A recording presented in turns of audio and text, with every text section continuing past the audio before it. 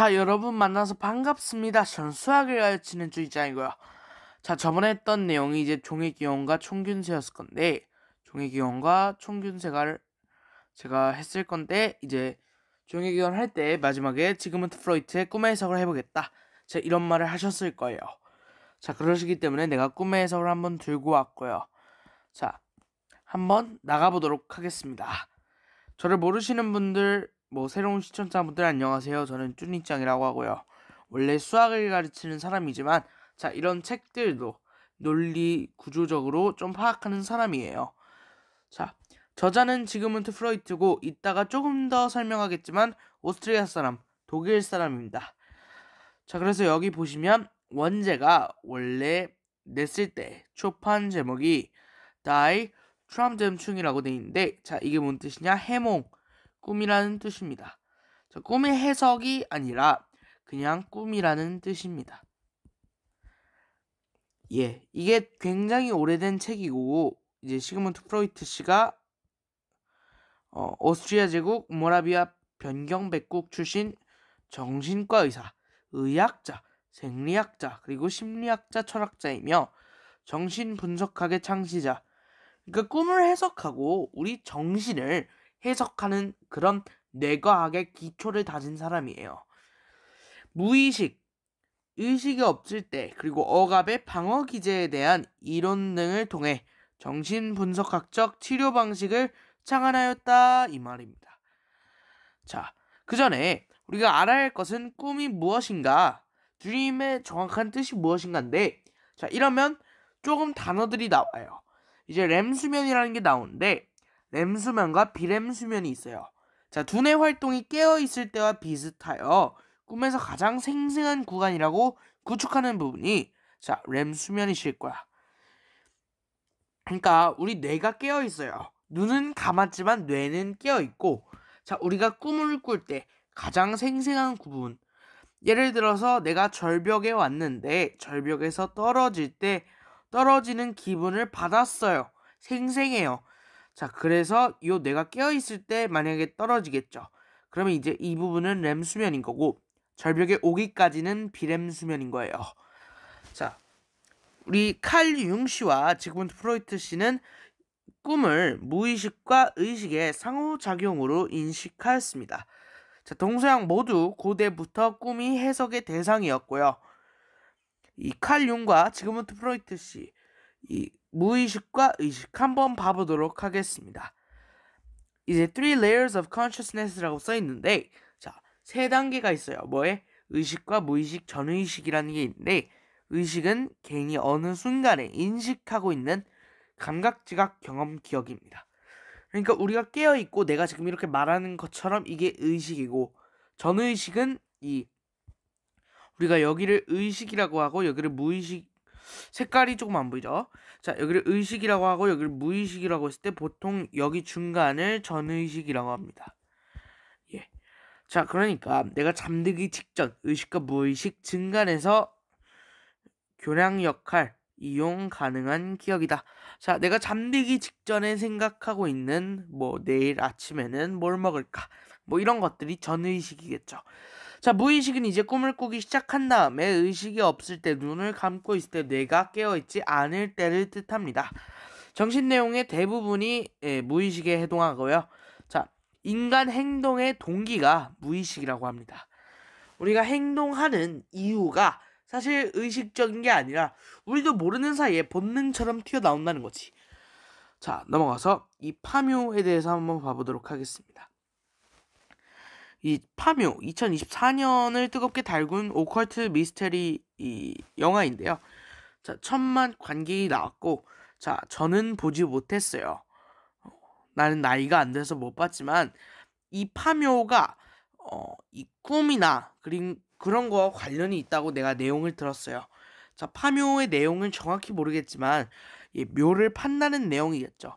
자, 이게 우리가 꿈을 꿔가지고 이제 꿈속에서 일어나는 일들인지 뭔지는 모르겠는데, 그리고 이게 제가 알기로 파묘를 잘 모르지만 요거의 내용이 살짝 이제 한국사와 관련되어서 그 일본과 한국의 대립 이런 것도 관계가 있다고 내가 들었거든요. 이제 일제강점기 때 친일파 사람들이 했던 짓 이런 것들도 사회적 관련이 있다고 들어서 자, 이것과 뭐 이제 꿈, 의식, 무의식 이 상태에서 그러니까 이 귀신들이 나오는 거겠죠. 자, 귀신은 뭐다? 무의식 중에 생기겠죠. 전의식이라고 생각할 수도 있어요. 왜냐? 우리가 깨어있지 않고 죽어있지도 않은 상태에서 귀신을 보기 때문이죠.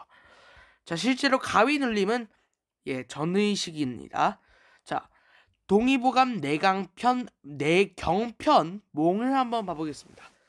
이건 딱히 볼 내용은 없는데요. 자, 이런 동의보감이란 책에서 누구실까? 허균이실까? 아니면 누구실까? 자, 허균은 홍길동전 쓴 사람이고, 동의보감 쓴 사람은 누구실까? 허준이실 거예요. 자, 수학에도 이제 허준이라는 사람이 있어요. 이 필즈상을 받은 우리나라계 최초 인간인데, 자, 허준이라는 사람도 계시지만, 자, 이 책은 허준 씨가 쓰셨어요. 조선시대 때 이제 우리나라 의학이 발달되지 않았을 때 이 사람이 의학을 연구하여서 낸 책일 거예요. 자, 근데 여기에서 내경편 중에 꿈에 관련된 꿈몽자 써서 내경편 몽편에서 이제 꿈에 관련된 얘기를 이 사람이 했다는 거겠죠. 그러니까 이 동의보감 내경편 몽에서는 이런 내용들이에요. 자, 꿈은 우리가 이제 자기 전에 그 하루 동안 보고 좀 이상한데? 자, 자기 전에 하루 동안 보고 듣고 하는 것들 이런 것들이 꿈의 요인이 된다. 이런 내용입니다. 자, 그래서 꿈은 내가 하루 동안 인식하고 보고 들은 것들, 기억에 남는 것들이 결국 살짝 조합이 된다는 거겠죠. 자, 예를 들어서 내가 꿈을 꿀 거예요.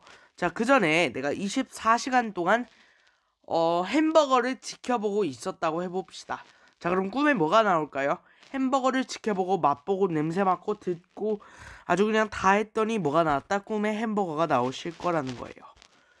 햄버거만 주구장창 보고 있고 주구장창 듣고 있고 주구장창 먹고 있었으면 햄버거가 꿈에 나온다는 거겠죠. 이 보이와 무늬의 꿈도 관련된 내용인데, 자, 꿈에서 오줌을 너무 많이 싼 보이가 나라를 오줌으로 채우자 무늬가 좋은 꿈이라고 생각을 합니다. 그래서 비단치마, 그 당시에 굉장히 비싼 거예요. 이걸 주면서 그 꿈을 사버려요. 자, 이 보이가 오줌을 많이 싸가지고 나라를 채워버린다는 꿈이 굉장히 안 좋은 꿈이잖아요. 자, 근데 무늬가 좋은 일이라고 생각하면서 비싼 값에 사버렸죠. 자, 근데 그래서 결과론적으로 어떻게 됐을까? 무늬가 좋은 일이 생깁니다. 그 꿈 덕분이라고 얘기를 하고 다니죠. 자, 이렇기 때문에 나쁜 꿈을 꿔도 무조건 좋게 생각한다면 잘 일어날 수 있다는 것입니다. 자, 우리가 망각 증상, 망각 증세 이렇게 말을 하잖아요. 개인의 장기 기억에 저축한 지식을 잃는 것이고요. 자발적 또는 서서히 낡은 기억을 생각해낼 수 없게 되는 것이 바로 망각 증상입니다. 자, 우리가 너 지금 망각을 느끼고 있다, 망각하고 있다, 잘못 기억했다, 망상하지 마라 이런 식으로 말을 하죠. 이게 다 망각이라는 거예요. 우리 장기 기억 속에 저축한 지식, 그러니까 우리가 지식 속에 1 더하기 1은 2라는 게 있었어요. 자, 근데 이걸 잃어버렸어. 자, 그랬더니 1 더하기 1은 무엇일까 생각이 안 나는 거야. 3인가 싶은 거죠. 자, 이렇게 말한다면 우린 뭐라 하죠? 이거 보고 망각이다. 그래서 망각 증상입니다. 자, 님의 침묵, 만해 한용운 시인의 님의 침묵을 한번 읽어보겠습니다. 자, 솔직히 말해서 이걸 다 읽기는 너무 길고요. 이 가장 유명한 처음 부분을 읽겠습니다. 님은 같습니다. 아, 사랑하는 나의 님은 같습니다. 푸른 산밭을 깨치고 단풍나무 숲을 향하여 난 작은 길을 걸어서 차마 떨치고 갔습니다. 황금의 꽃같이 굳고 번나던 옛 맹세는 차디찬 띠끝이 되어서 한숨의 미풍에 날아갔습니다.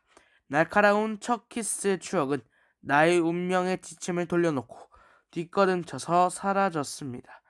나는 향기로운 님의 말소리에 귀먹고 꽃다운 님의 얼굴에 눈멀었습니다. 자, 여기에서 님이 무엇을 뜻하는가? 이걸 볼 거예요.